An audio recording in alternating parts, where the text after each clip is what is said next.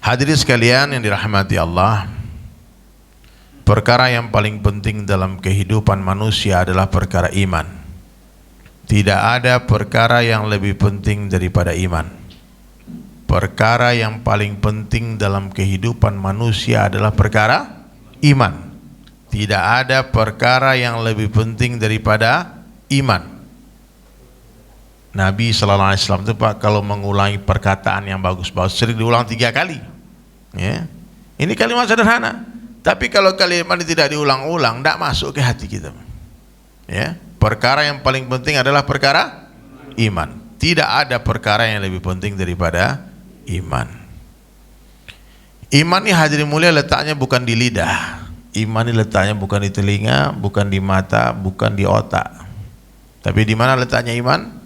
Di dalam hati. Apabila iman tidak masuk ke dalam hati manusia, maka iman ini tidak ada gunanya, hadirin mulia. Tidak bermanfaat apa-apa. Seperti peluru yang tidak masuk ke dalam pistol. Itu peluru meskipun satu kontainer tidak akan mampu membunuh satu hewan buruan pun. Ya. Kita punya peluru, Pak. Lalu masuk hutan, nampak macan, kita lempar sama peluru tadi. Kira-kira yang mati macannya atau kita, Pak? Ya. Maka tugas kita apa hari ini? Memasukkan peluru ke dalam pistol. Nah, baru serahkan mau dibidik ke kepala gajah, pecah kepala gajah itu. Ya, mau dibidik kepala harimau, tumbang itu harimau. Nah, begitu juga dengan iman, hadirin mulia. Kalau tidak masuk ke dalam hati, maka iman itu, hadirin mulia, tidak akan bermanfaat apa-apa. Nah, maka usaha yang dibuat oleh baginda Rasulullah SAW apa? Usaha memasukkan iman ke dalam hati. Maka satu orang bertanya kepada Sayyidina Ali karamallahu wajhah, dia katakan, wahai Ali, apa itu dakwah? Nah, dia tanya gitu. Kan Nabi ini datang buat berdakwah, Pak. Lalu beliau bertanya, apa itu dakwah? Maka Sayyidina Ali karamallahu wajhah menjawab, dakwah adalah takrar. Apa, Pak? Takrar, mengulang-ulang pembicaraan tentang kibri Allah sampai kebesaran Allah masuk ke hati kita. Itu dakwah. Dakwah itu perkataan yang baik-baik, ya. Wa man ahsanu qawlan mimman da'a ila Allah. Siapakah yang qaulannya, yang perkataannya lebih baik daripada orang yang berdakwah?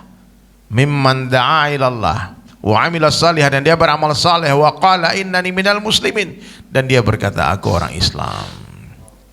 Jadi hadirin mulia, ya mestinya sore ini kajian tafsir, Pak. Tapi karena ustadznya nggak datang, kita ngopi aja, ngobrol perkara iman saja. Kita ngopi. Ini ngopi yang tidak membatalkan puasa. Bahkan ngopi ini dianjurkan di siang hari di bulan puasa. Ngobrol perkara iman. Jadi mengulang-ulang pembicaraan tentang kebesaran Allah sampai kebesaran Allah masuk ke hati kita, bukan ke hati orang yang didakwahi, Pak. Makanya azan itu 4 kali diulang Allahu Akbar. Allahu Akbar, Allahu Akbar 2 kali. Allahu Akbar, Allahu Akbar 4 kali. Kalau kita belajar bahasa Arab, Pak, 3 kali diulang-ulang namanya jamak, kalau 4 kali takrar. Ya, takrir. Ya, mengulang-ulang pembicaraan tentang kebesaran Allah, tentang kibri Allah sampai kebesaran Allah masuk ke hati kita. Makanya jangan heran, Pak, ada nabi berdakwah siang dan malam, tapi Allah tak bagi hidayah orang yang didakwahi. Iya, Pak. Ada nabi yang tidak punya pengikut. Ada yang nabi 950 tahun berdakwah, yang ikut cuma 80 orang lebih, kurang lebih 82 orang. Nabi Nuh alaihissalam. Tapi tidak ada satu orang nabi pun yang gagal. Semua nabi sukses. Karena kesuksesan itu bukan ketika merubah orang, Pak, tapi ketika kita mampu merubah diri kita. Apalah artinya orang semua baik gara-gara kita, tapi kita nggak baik. Nah, maka niat pertama dakwah ini apa? Islah diri. Niat pertama berdakwah ini memperbaiki diri kita, bukan memperbaiki orang. Apabila satu orang berdakwah dan dia salah niat, nih dengar baik-baik kalimat ini, Pak. Satu orang buat dakwah, lalu dia salah niat ingin memperbaiki orang lain, maka akan terhenti perbaikan di dalam dirinya. Kok bisa gitu? Kalau kita, Pak, saya salah niat berdakwah, kemudian kata para ulama nih, orang yang salah niatnya akan menghentikan perbaikan dalam dirinya. Kalau orang baik gara-gara dakwah kita muncul kesombongan. Ini gara-gara saya nih ramai masjid. Ini gara-gara saya nih banyak orang masuk Islam. Ini gara-gara saya nih, kalau enggak masih mabuk dia. Akhirnya pahala dakwah yang begitu besar Allah hapus karena kesombongan.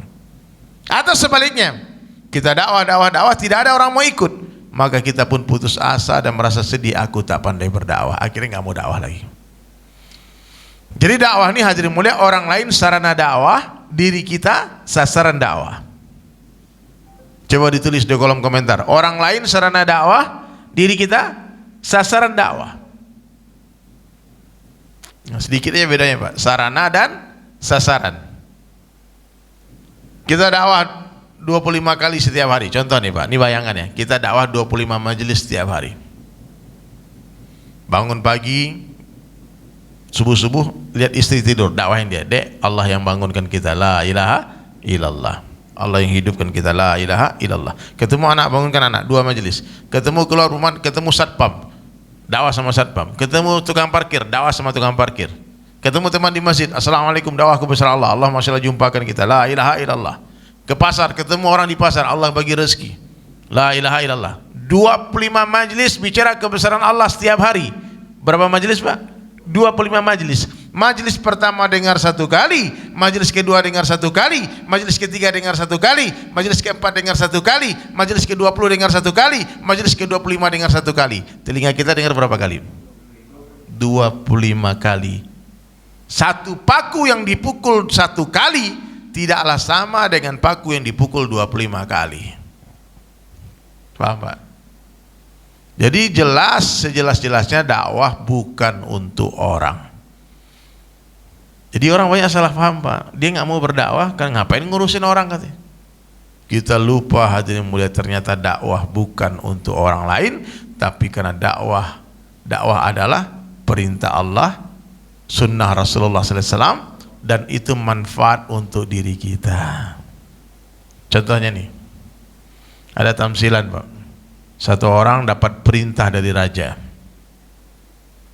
Kata raja, hai fulan, siap tuan, ada batu besar di depan rumahmu itu, sebesar truk batunya. Kau dorong batu itu setiap hari 5 kali, ya, sekuat tenagamu. Kau dorong batu itu berapa kali? 5 kali sekuat tenagamu. Karena yang memerintah ini raja, maka anak muda ini pun patuh. Setiap hari dia dorong, dia perhatikan, gak bergeser batu ini. Siang dia dorong lagi, sore dia dorong lagi. Pokoknya setiap hari 5 kali dia dorong batu itu sekuat tenaga. Apa hasilnya? Itu batu tak bergeser 1 senti pun. Satu persatu orang lewat mentertawakan dia, dikatakan, hei bodoh, apa yang kau lakukan? Sia-sia pekerjaanmu. Ngapain dorong-dorong batu itu?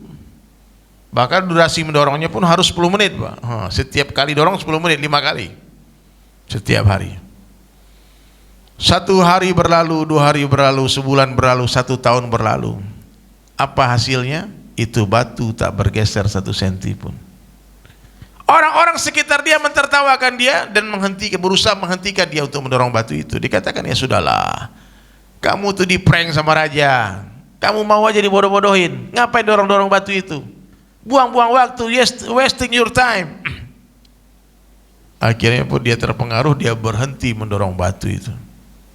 Raja memperhatikan, dilihat, ini orang melanggar perintah ini. Maka dipanggil dia, hai anak muda. Siap tuan raja. Kenapa kau berhenti mendorong batu itu? Dia katakan, sia-sia pekerjaan ini. Aku sudah 2 tahun mendorong batu ini, ternyata tak bergeser 1 senti pun. Maka raja pun berteriak, apa kau bilang? Sia-sia? Perintahku dorong, bukan geser. Kenapa berani kau melanggar perintah raja? Apa perintah raja apa? Dorong batu itu, bukan geser. Kalau untuk menggeser batu, aku bisa tanpa kau dorong. Tahu kamu kenapa aku perintah kau mendorong batu? Tidak tahu Tuhan. Perhatikan tanganmu. Dulu tanganmu itu kecil, lemah, tak berotot. Sekarang 2 tahun mendorong batu itu, lihat tanganmu besar, kuat dan berotot. Apa kau pikir itu sia-sia?